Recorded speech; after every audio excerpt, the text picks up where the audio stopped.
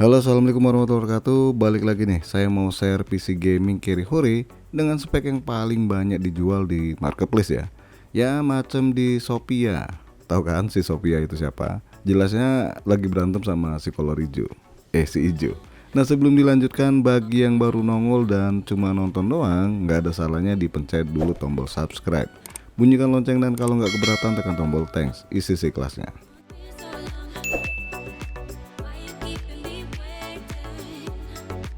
Nah, PC rakitan kali ini sejatinya sih bukan buat kalian yang punya duit lebih ya, tapi kepada orang yang pengen ngirit tapi masih bisa memainkan game dengan nyaman di sebagian game. Dan juga cocok banget nih bagi pemula yang pengen punya PC murah meriah. Lanjut aja kita bahas part PC-nya satu persatu nih. Masalah harga nggak bisa sama ya, bisa dapat lebih murah daripada di video ini atau malah lebih mahal. Intel Core i5 3570 plus kipas alias bonus fan ya. 3,4 GHz up to 3,8 GHz, 4 core 4 thread. Harga Rp265.000 nih. Dan ini dikasih garansi 1 tahun. Garansi toko sih. Motherboard Asus H61 bekas, harganya ya kurang lebih Rp199.000 nih. Nah, untuk bekas sendiri rada susah dicari ya di harga yang sama. Ya bisa jadi kalian dapat yang lebih murah atau sedikit lebih mahal daripada yang saya dapat nih. Kalau enggak ya kalian beli baru aja dengan nambah duit kurang lebih 80 atau 100 ribu ya. RAM Hynix 8GB DDR3 dikali 2, harga Rp72.000. Jujur 8GB sekarang udah kurang banget ya. Jadi kalian wajib beli 2 keping RAM 8GB, totalnya 16 GB. Jatuhnya harganya jadi Rp144.000. Dan kalau nggak salah ini dikasih garansi 1 tahun ya, garansi toko. Nvidia GTX 750 Ti 2 GB DDR5. Nah, ini harga bekasnya variatif ya. Saya nemu bekas termurah di kisaran Rp540.000. Ya syukur-syukur kalau kalian pinter nawar, ini bisa dapet di bawah Rp500.000 atau malah dikasih gratisan. Gratis kena tabok maksudnya. SSD SATA 128GB. Paling murah ini barunya yang saya dapetin dari merek RX 7 maksudnya. Di harga Rp149.000, garansi resminya 3 tahun. Daripada beli bekas rasanya mending ini sih ya, biar kata gacha kata sebagian orang. Harddisk 500GB bekas. Karena 128GB itu kurang banget ya, bahkan untuk Windows saja rasanya masih kurang. Makanya kita wajib nambah harddisk 500GB nih. Dan usahakan cari yang speed harddisknya itu di 7200 rpm ya, biar nggak lelet-lelet banget. Dan harga bekasnya ini di kisaran Rp95.000 ya. Casing dan power supply. Di video saya pakai casing Dazumba sama power supply-nya Seasonic bekas ya. Tapi jelasnya harga bekas casing ini sama power supply-nya rada lumayan menguras kantong. So kalau kalian mau murah ambil aja casing dan power supply bekas bekas kantor maksudnya. Karena harganya murah banget ya, di kisaran Rp110.000 dan masih cukup untuk PC rakitan kali ini.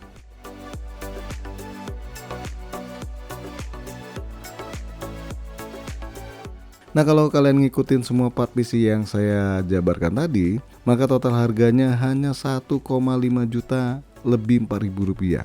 Gimana? Murah nggak nih?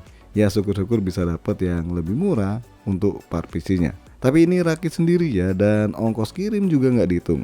Intinya cuma hunting part PC doang dan sekalian langsung dirakit. Sekarang saatnya kita rakit PC ini, dan kalau liatin videonya step by step harusnya bisa ngerakit PC sendiri. Kalau nggak ya minta bantuan teman-temannya.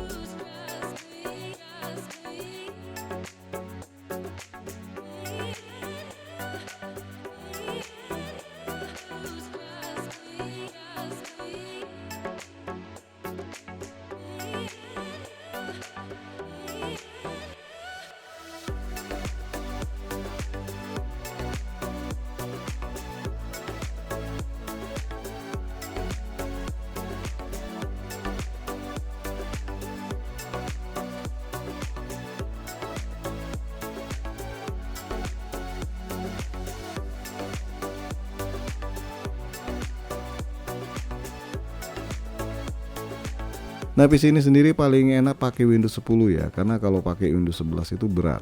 Lagian juga kalau mau install Windows 11 itu mesti di mod dulu Windowsnya biar running di PC jadul kayak gini.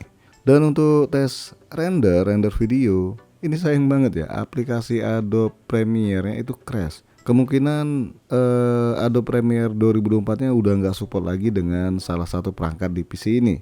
Ya bisa jadi di prosesornya ya, karena Nvidia GTX 750 Ti ini pernah saya coba di PC saya masih bisa buat ngerender di Adobe Premiere 2024. Sedangkan di sini malah crash. Nah, untuk Blender Open Data versi 4.4.0 ini cuma running CPU-nya doang ya, dengan hasil di angka 34.81.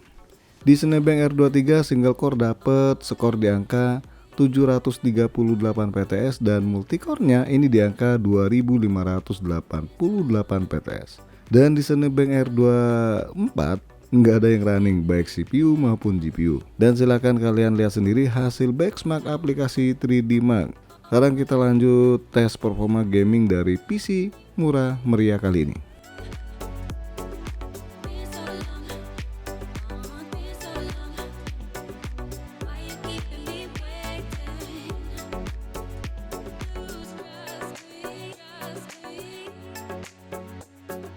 PES 2025, MotoGP 25, Need for Speed Heat, Need for Speed Unbound, dan Forza Horizon 5. Di PC ini FIFA 24 absen ya, karena udah nggak disupport lagi sama GPU-nya. Nah, untuk PES 2025 ini main di resolusi 1080p, settingan low ternyata lancar pakai banget. Frame rate-nya cukup stabil di angka 60 fps ya. Ya paling drop ketika tendangan corner atau replay. Lanjut game baru yaitu MotoGP 25 nih, ternyata masih running dengan cakep di resolusi 900p, settingan low dan FSR-nya balance. Ya bisa dilihat hasilnya cukup lumayan ya, biarpun kadang-kadang drop di bawah 30 fps. Di game Need for Speed Heat resolusi 900p, settingan low, hasilnya masih cakep juga ya, di kisaran 30 hingga 40 fps. Nah, sedangkan Need for Speed Unbound biarpun udah pakai dynamic resolution scale, hasilnya kurang memuaskan ya. Kadang frame rate-nya drop di bawah 30 fps. Cuma ya masih bisa sih dimainkan. Terakhir game Forza Horizon 5. Nah, ini tergolong masih oke ya. Hasilnya di resolusi 1080p, settingan low dengan nilai frame rate di angka 37 fps.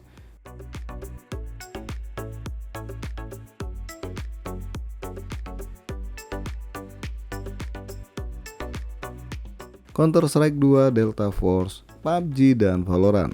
Kalau main di resolusi 1080p, settingan low, maka frame rate-nya di kisaran 50 hingga 70 fps. Sedangkan kalau diturunkan ke 900p, maka frame rate-nya bisa tembus di atas 100 fps. Ya masih cakep juga ya buat Counter-Strike 2 ini.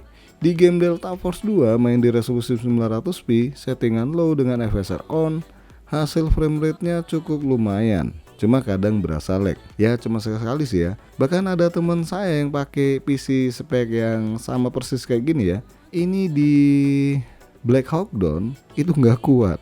Ya gimana ya, karena memang game ini cukup lumayan menguras kemampuan prosesor. Dan kelihatannya prosesor ini udah nggak kuat buat di Black Hawk Down ya.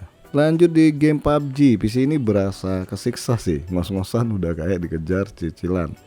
Itu saya sih, kelihatan banget nggak ada lancar-lancarnya, bahkan prosesornya kerja 100% terus nih. Aduh, hancur nih buat game satu ini. Dan terakhir game Valorant yang masih cukup oke, baik di settingan high ataupun low.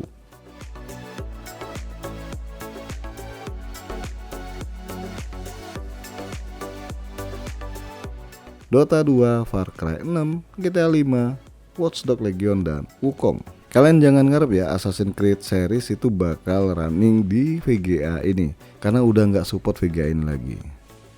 Kebalik ya, VGA ini udah nggak support game DirectX 12 maksudnya. Bahkan God of War yang fitur levelnya di 11.1 pun nggak bisa running. Ya lagi-lagi GTX 750 Ti itu pakai DirectX 12 dengan fitur level 11.0.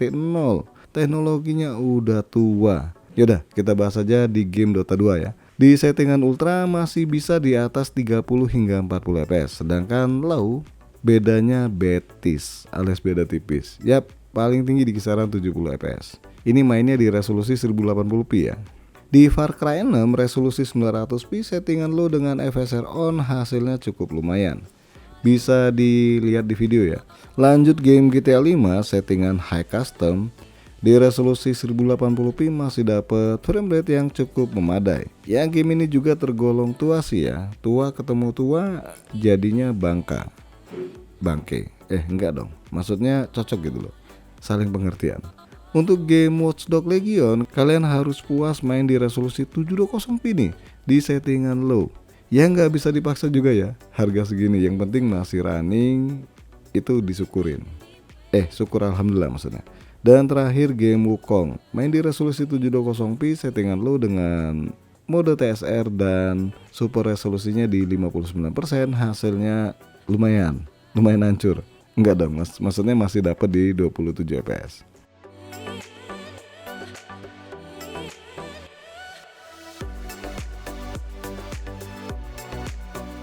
Genshin, Wuthering Waves, dan Zenless Zone Zero. Untuk tes kali ini game Honkai bukan nggak bisa running ya, tapi waktu itu belum update, maksudnya belum diupdate gamenya, jadi ya nggak keburu bikin kontennya. Ya intinya tetap bisa jalan di PC Kirihori kali ini. Tapi yang dites cuma 3 game ini doang ya, dan semua game yang dites ini berjalan di resolusi 1080p. Di game Genshin kalau settingan lo ternyata kurang stabil sih ya. Kalau mau dapat 60 fps, maksudnya nggak turun-turun banget ya, karena kalau di settingan low ini turunnya atau dropnya hingga 30 fps, sedangkan kalau di settingan lowest hasilnya lebih baik. Bisa dibilang nggak separah yang settingan low ya. Lanjut game Wuthering Waves nih, yang ternyata kalau di settingan performance ini kurang maksimal juga nih. Ya paling oke sih menurut saya di settingan ultra performance, sedikit lebih baik. Dan terakhir game Zenless Zone Zero.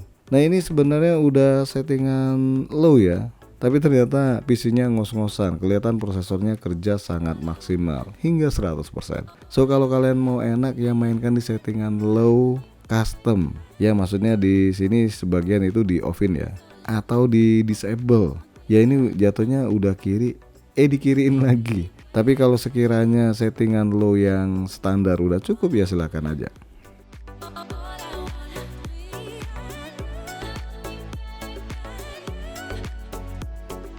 Nah gimana nih kemampuan gaming dari sebuah PC yang terbilang terjangkau banget nih?